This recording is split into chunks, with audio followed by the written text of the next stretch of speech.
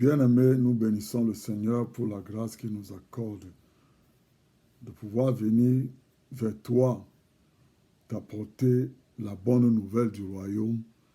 C'est seulement en ces temps qui sont incertains pour les païens, mais qui sont certains pour les enfants de Dieu, que toi et moi nous sommes.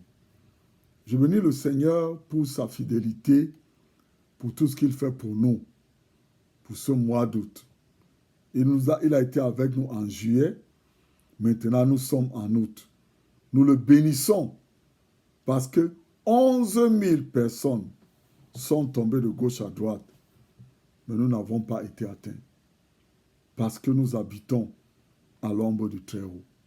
Nous demeurons en Jésus-Christ et Jésus-Christ demeure dans le Père et le Saint-Esprit est l'huile qui travaille autour de nous. Ainsi donc, bien-aimé, je te remercie pour l'opportunité que le Seigneur me donne de pouvoir partager cette parole du royaume avec toi en ce week-end. Nous bénissons le Seigneur pour la parole qu'il nous a donnée. Et comme je t'ai toujours dit, dans 2 Corinthiens 5, versets 17 à 21, la parole de Dieu nous dit que Dieu a fait de nous une nouvelle créature. Quand tu es en Christ, tu es une nouvelle créature. Les choses anciennes sont passées. Maintenant, tout est devenu neuf. Et que Dieu t'utilise, toi et moi, comme ambassadeurs dans ce monde, afin que par nous, nous puissions être ceux-là qui ramènent les gens à lui. C'est-à-dire que les gens nous voient. Ils voient ta vie, ils voient ma vie, ils voient nos familles. Ils disent que non, les gens se connaissent. Ils ont quelque chose que je n'ai pas. Et comme ça, ils vont venir à connaître Dieu. Spécialement en ce temps où les gens sont incertains, même ceux qui ont l'argent, même ceux qui sont derrière le truc si maintenant, Dieu les a pris dans leur propre sagesse. Et aujourd'hui, certains d'entre eux sont inquiets. Ils ne savent pas ce qu'ils vont faire. Mais la parole de Dieu nous a dit quelque chose. Que étant en Christ, nous sommes une nouvelle créature. Et les choses anciennes sont passées. Maintenant, tout est devenu neuf. Ce qui nous amène à savoir que Dieu ne veut pas que le pécheur périsse. Voilà pourquoi, à la croix, Jésus n'a pas demandé à l'autre voleur qui était à la croix avec lui que, ok, descends de la croix, va restituer tout ce que tu as volé. Il lui a dit, aujourd'hui même, tu seras avec moi au paradis. Donc tu vois, la parole de Dieu est très simple. Dieu nous aime. Dieu aime l'homme qu'il a créé d'un amour éternel. Et Dieu tend toujours sa main à toi et à tous ceux-là qui font le mal. Et il dit, mon enfant, je ne t'ai pas créé pour faire le mal. Je ne t'ai pas créé pour te gifler toi-même. Viens à la maison. Donc j'apporte ce message aujourd'hui pour toi, frère et soeur, parce que la parole de Dieu est claire. Dieu a dit qu'il a fait de toi et moi une nouvelle créature. Et les choses anciennes sont passées. Et le 21 dit que Dieu a fait que Jésus devienne le péché, afin que nous puissions être justes devant Dieu. Qu'est-ce que ça veut dire? Ça ne veut pas dire que tu ne vas pas faire le péché. Pardon, ça ne veut pas dire que tu ne vas pas faire des erreurs. Mais quand tu vas faire une erreur, tu vas dire, Seigneur, pardonne-moi. Quand tu es marié avec ta femme, quand tu t'énerves avec ta femme, est-ce que le mariage est fini? Tu pardonnes, ou alors elle te pardonne. Donc si toi, tu peux pardonner à ton mari, ou pardonner à ta femme, pourquoi ne crois-tu pas que Dieu qui t'a créé, qui savait que tu allais commettre l'erreur là, peut te pardonner? Frère, reviens au Seigneur. Ne te laisse pas embobiner par des doctrines occultes qui te disent que c'est ta tribu, le Dieu que tu adores, il vient d'Égypte. Le nom du pharaon, c'est le crocodile. Et Jésus est le lion de Juda. C'est seulement au nom de Jésus que tu peux être sauvé. Partout, tu ne peux pas prononcer le nom de crocodile ou de pharaon pour être sauvé. C'est au nom de Jésus que tu peux guérir les malades. C'est au nom de Jésus que ta vie peut être transformée. Le salut ne vient que par Jésus-Christ seul. Dans cette doctrine-là que tu entends que, oh, les traditions, vous êtes venus de l'Égypte, vous avez fait ceci, cela. Oui, vous pouvez venir de l'Égypte. Mais les dieux d'Égypte, les 10 dieux d'Égypte, Dieu a donné 10 plaies pour les détruire. Pour que toi, aujourd'hui, tu ne puisses pas te reposer sur la créature, mais que tu te reposes sur le Créateur. Je dis cela parce que, bien aimé, les temps d'aujourd'hui ne sont plus les temps dans lesquels tu vas t'amuser. Parce que certainement, il y a une destinée. Certainement, il y a des degrés. Certainement, il y a des choses autour de toi que tu ne comprends pas. Mais il y a quelqu'un qui connaît ces choses mieux que toi. C'est Jésus-Christ. La parole de Dieu nous dit ici, dans Colossiens 2, 14, à partir du verset 14, il dit que Dieu a annulé le document qui nous accusait et qui était contraire par ses dispositions. Il l'a supprimé en le clouant à la croix. C'est ainsi que Dieu a désarmé les autorités et pouvoirs spirituels. Il les a donnés publiquement en spectacle en les amenant comme prisonniers dans le cortège triomphal de son fils à la croix. Qu'est-ce que la parole de Dieu dit ici? La parole de Dieu dit que par le fait que Jésus a pris l'aiguillon de la mort, il a été battu. Il a pris le châtiment de tes péchés. Même les erreurs que tu as commises là, que tu vas commettre demain, Jésus a pris le châtiment de cela. Parce que la parole de Dieu dit que le salaire du péché, c'est la mort. C'est ce que la parole de Dieu dit. Mais la parole de Dieu dit aussi que l'aiguillon de la mort, c'est le péché. C'est-à-dire que tu pêches pour aller mourir. Mais maintenant, comme Dieu a condamné le péché et toutes ses œuvres sur le corps de Jésus-Christ et il l'a amené à la croix, toi et moi, nous sommes libres de ces choses. Donc, frère, nous sommes dans une situation aujourd'hui dans laquelle l'homme se pose des questions. Mais est-ce que tu sais qu'il y a aussi un homme dans la Bible qui n'a pas eu le temps de se poser ces questions, mais il s'est tourné vers Dieu. Il a demandé à Dieu.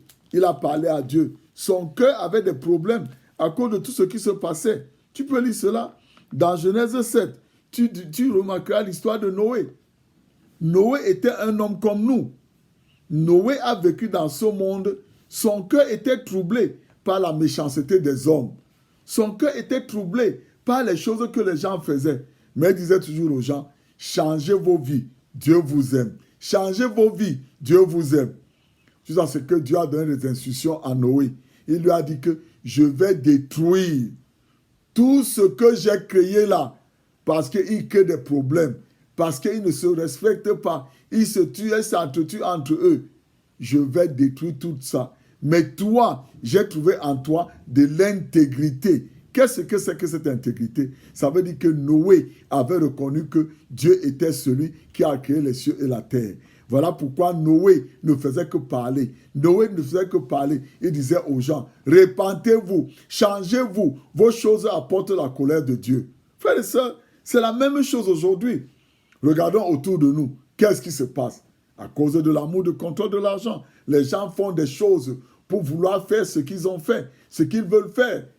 Mais gloire soit rendue à Dieu, que Dieu nous a donné l'arche, qui est Jésus-Christ. Donc tu vois, à cette époque-là, Noé est entré dans l'arche. La parole de Dieu n'a pas dit que c'est Noé qui a fermé les portes de l'arche. C'est Dieu qui a fermé. Et je vais te dire une chose. Ce qui s'est passé, Dieu a préparé toutes les provisions que Noé avait besoin dans l'arche. Si bien qu'en aucun matin, Noé, pendant qu'il était dans l'arche, il n'a pas dit que, oh, je veux boire de l'eau, il n'y a pas de l'eau. Oh, je veux manger la chèvre, il n'y a pas de chèvre. Oh, aujourd'hui, c'est le bœuf que je veux manger, il n'y a pas de bœuf. Non. Dieu avait tout pourvu dans l'arche. Nous sommes dans l'arche aujourd'hui. Nous les chrétiens. Nous les chrétiens. Ne te plains pas. Parle au Seigneur quand tu as un besoin. Quand il y a une maladie qui veut s'attacher à toi, dis-lui que non. Toi, cet esprit d'infirmité, je te chasse de mon corps. Je te commande de t'en aller. Je te chasse du corps de ma femme. Je te chasse du corps de mes enfants. Je te chasse de ma maison. Quand tu le dis, parce que tu es chrétien, ça va partir. Si c'est le rhume que tu as, ou alors tu commences à dire que non. Toi, ce virus-là, je te commande de sécher et de mourir au nom de Jésus. Je te commande, toi, ce virus, de sécher et de mourir dans mon corps. Partout où tu voulais prendre tes actions, tu ne peux pas. Parce que maintenant, je te commande de sécher et de mourir au nom de Jésus. Frère, quand tu déclares ces choses comme ça, tout le temps, la bonne santé va se manifester dans ton corps. Donc, tu vois, toutes ces choses-là que je dis aujourd'hui, je ne parle qu'aux chrétiens. Je ne parle pas aux gens qui ne connaissent pas le Seigneur Jésus. Tu vois, lui, il est le lion de Juda. Tu vas aussi te poser la question. Tu vas dire que, oh, c'est le Dieu des Blancs. Si tu lis bien dans la parole de Dieu a dit que dans la tribu de Juda, il va naître un sauveur qui sera le sauveur des Juifs et des païens. Toi et moi, nous étions païens à cause du fait que nos parents adoraient des dieux créés par les hommes, adoraient des mauvais esprits.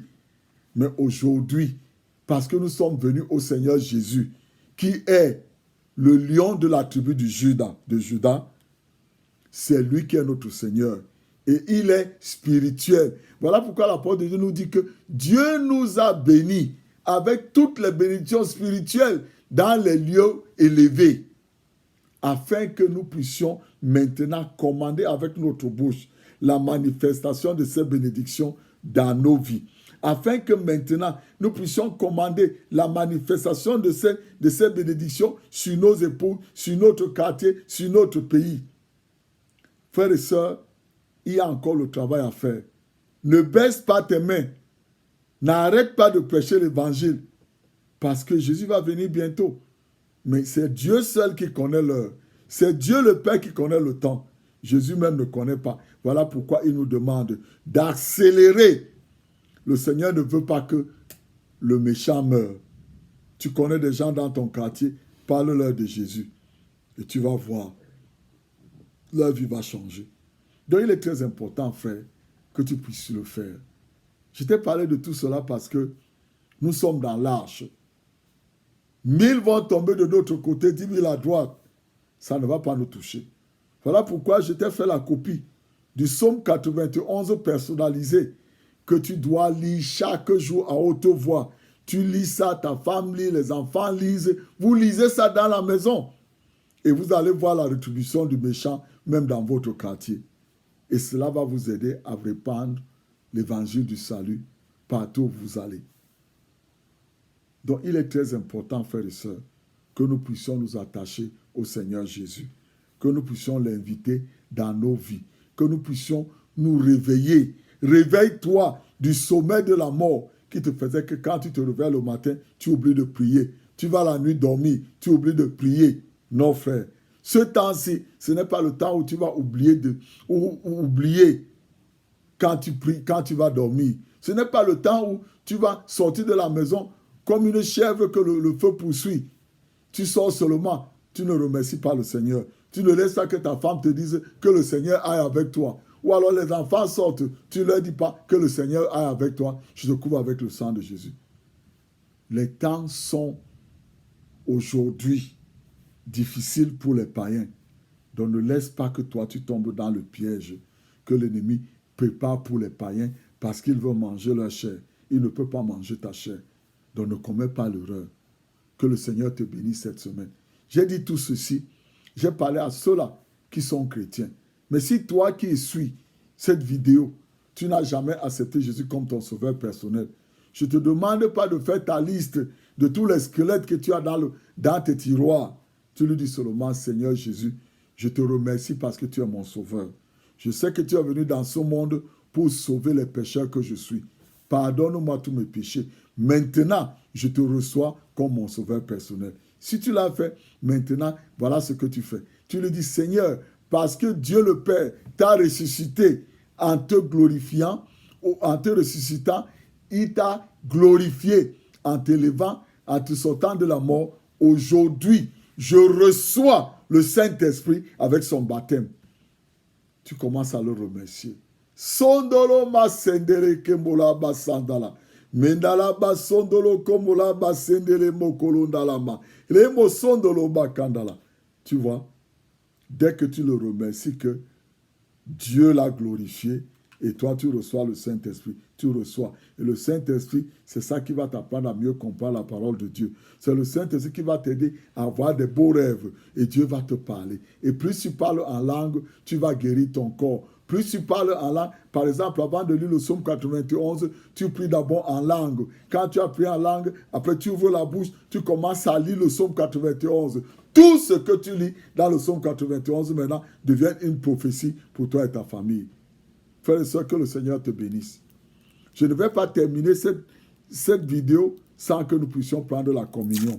Parce qu'aujourd'hui, avec tout ce qui se passe, Jésus a dit, celui qui mange ma chair et boit mon sang, il vivra à cause de moi. Et donc voilà. Donc Seigneur, nous te bénissons. Je te bénis pour ce pain. Je te bénis pour ton corps qui a reçu toutes les blessures, qui a reçu le châtiment de mes péchés. Tu as porté le châtiment de mes péchés sur ton corps. Et par tes meurtrissures, j'ai été guéri. Je te remercie parce que tu as porté tout cela. Tu es allé à la croix. Tu es aussi devenu malédiction à la croix pour moi. Et par ta mort sur la croix, Seigneur, je te remercie parce que moi, Manga, j'ai été guéri de toute maladie. Mange.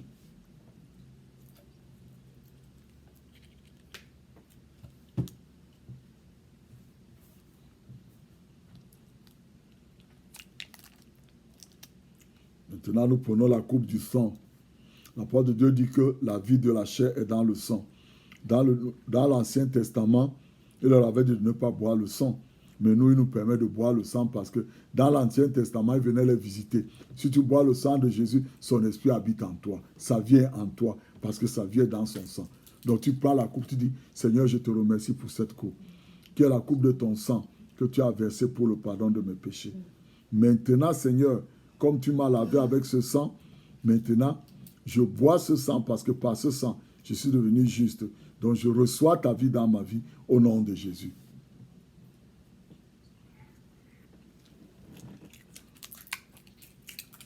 Seigneur, je te remercie parce que j'ai mangé ta chair et j'ai bu ton sang. Selon ta parole, je reçois ta vie maintenant. Et comme tu as dit dans ta parole que celui qui mange ta chair et boit ton sang vivra à cause de toi et ne mourra point aussi. Donc Seigneur, je te remercie parce que maintenant, tu m'as rempli de ton Esprit Saint et tu m'as rempli de puissance et je vais partout. Je fais du bien et je guéris tous ceux qui sont oppressés par le diable parce que tu es avec moi. Je te rends grâce, Seigneur. Je te bénis pour ce nouveau moment, cette nouvelle expérience que je vais vivre à partir d'aujourd'hui dans ma vie, au nom de Jésus. Je prie que le Seigneur te couvre. Je te couvre avec le sang de Jésus, toi et ta famille, partout où tu vas. Que les anges de l'Éternel veillent sur toi, au nom de Jésus. Amen.